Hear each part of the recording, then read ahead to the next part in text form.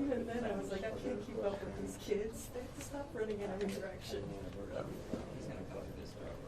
Yeah, he's going to come through here, and I'm going to forewarn, we're going to have a couple staff who I think are going to slip right through here.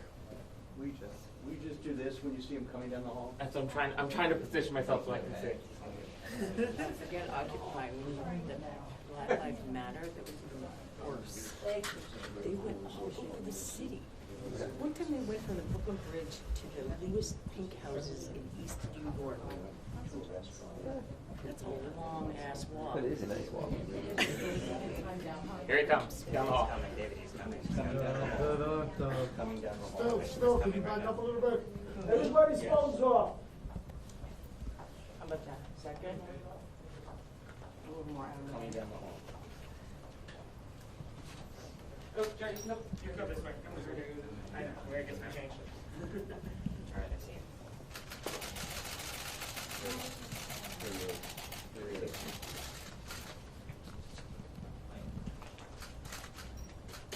I was going to ask, are we ready? But I think that's superfluous. Good afternoon. First to observe, Attorney General Barr appears to have shown an unsettling willingness to undermine his own department in order to protect President Trump. Barr's words and actions suggest he has been disingenuous and misleading in saying the president is clear of wrongdoing. Attorney General Barr's letter summarizing the report from March 24th quoted the Special Counsel report, quote, "While this report does not conclude that the president committed a crime, it also does not exonerate him." He ignored what is in the Mueller report just 2 sentences before, where the Special Counsel concluded that, quote, "If we had confidence after a thorough investigation of the facts that the president clearly did not commit obstruction of justice, we would state so. Based on the facts and the applicable legal standards, however, we are unable to reach that judgment." Obviously, this changes the emphasis and meaning of the paragraph, and obviously he didn't include the key sentences.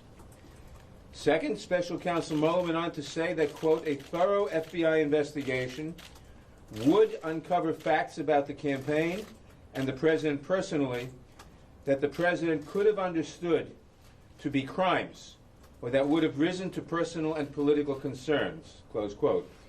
For some reason, Attorney General Barr excluded this critical finding as well from his version of events.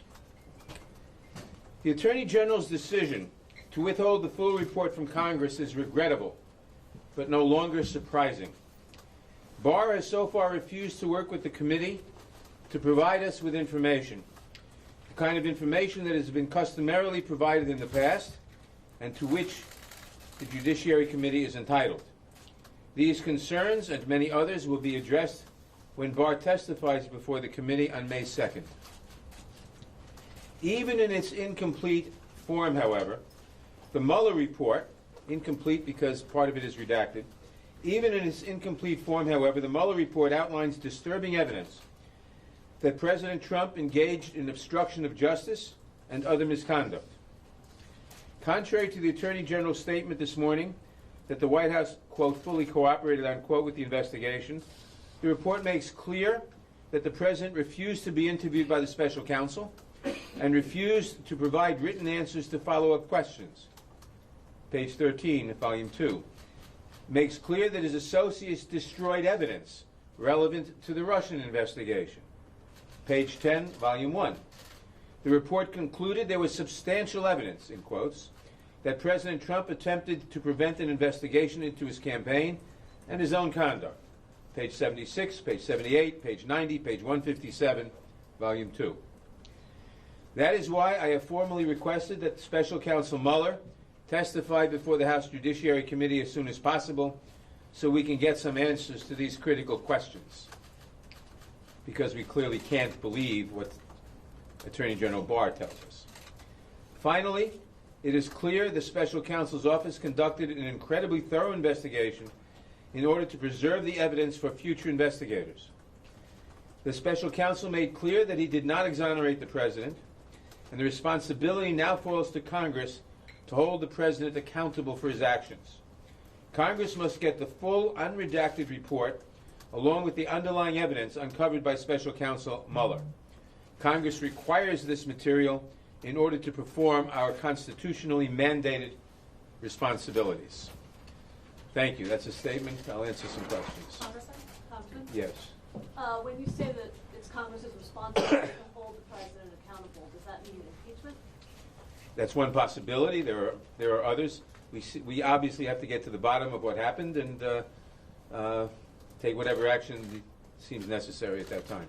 It's too early to reach those conclusions. It's one reason we wanted the Mueller report. We still want the Mueller report in its entirety, and we want other evidence too. Congressman? Chairman, will Congress proceed with their own obstruction inquiries? We will proceed with our inquiries. I mean, the first thing we will do is make sure we get the rest of the report and the underlying evidence. We will have Attorney General Barr testify in front of the Judiciary Committee on May 2nd. I anticipate that Mr. Mueller will testify sometime in the next couple of weeks after that, and we will probably hold a series of hearings on other aspects, and we'll see where we go from there. If you choose to go toward impeachment, how important would this report be? Do you think this provides a roadmap? Well, it's too early to talk about that, because we will have to go follow the evidence where it leads, and I don't know exactly where it will lead. If I did know, I wouldn't need all this information. But certainly, I think from the structure of the report, although I'm a little tentative because I've only skimmed it, we haven't had it very long, I think it was probably written with the intent of providing Congress a roadmap, as other reports have in the past, and with a lot of the redactions and others, Attorney General Barr seems to be trying to frustrate that intent. We'll take one more question. Congressman, you said you wanted to hear from Mueller to better understand his findings. Based on what you've seen from the report, what specifically do you want to hear from Mueller about that you already don't have an understanding? There are dozens of things we want to hear. Just give me a few. Well, for example,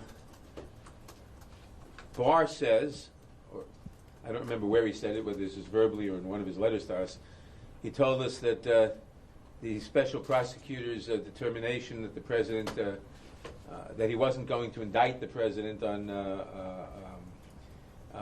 obstruction charges, had nothing to do with the Department of Justice doctrine or opinion that a sitting president is unindictable as a matter of law. There's a lot of material in the report that seems to indicate that that doctrine was considerably important. We'd want to get to the bottom of that. Okay, thank you very much. Thank you. Thank you. Thank you. Thank you. Thank you, everybody. Why did we come all this way? Answer some questions, right? Can you wrap up, Elizabeth? Same questions.